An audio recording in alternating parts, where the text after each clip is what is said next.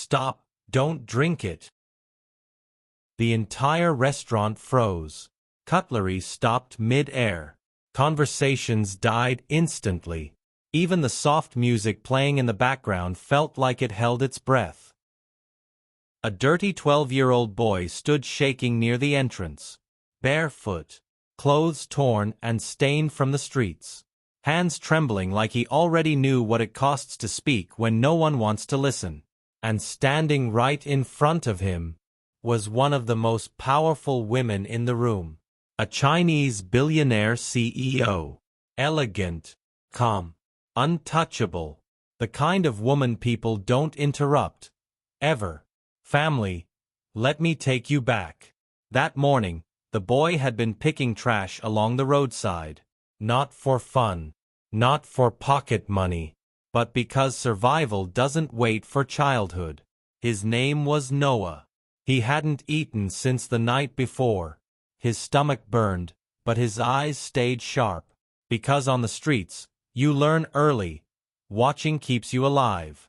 That's when he saw her. A black luxury car pulled up. The Chinese woman stepped out, followed by her assistant. Clean suits. Quiet confidence. They walked into a high-end restaurant Noah had never stepped foot in before. He stayed outside until the assistant's voice carried through the open door. Low, sharp, careless. She's done. The wine will take care of everything. She won't even feel it. Noah froze. The assistant laughed quietly and leaned toward a waitress who had just arrived. You bring the bottle. Pour it exactly like I said. This ends today. Family. Noah didn't know what poison was called. He didn't understand business politics. He didn't know power plays. But he knew one thing. That woman was about to die. And here's the part most people won't like hearing. Noah had every reason to walk away. Because boys like him don't get protected. Boys like him get blamed, ignored, dragged out. But something inside him refused to stay quiet. So when the waitress placed the glass in front of the CEO, when the woman lifted it slowly, smiling politely, Noah ran straight into the middle of the restaurant. Stop, don't drink it. Security moved instantly. People gasped. Someone shouted, "Get that boy out of here!" The CEO looked at him, annoyed at first, then confused, then curious. "What did you say?" she asked calmly. Noah's voice cracked. "If you drink it, you'll die." Laughter broke out. Mocking, cruel. "Look at him. He's filthy. Probably crazy."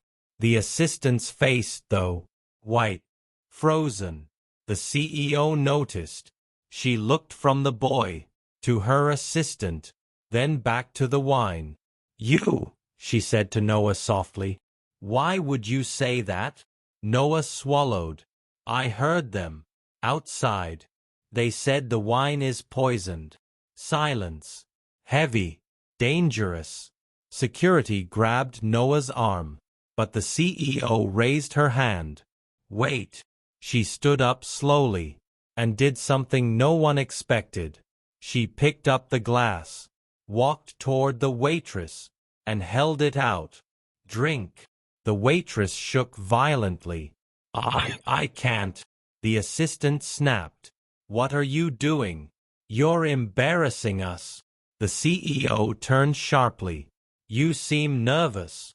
Then the waitress collapsed in tears. "She made me do it. She said if I didn't, I'd lose my job. She gave me the bottle." Every eye turned to the assistant. Security moved fast. Phones came out. Whispers exploded. The assistant tried to run. Didn't make it 3 steps. Family. That dirty 12-year-old boy. He didn't just save a life. He exposed a betrayal no one saw coming.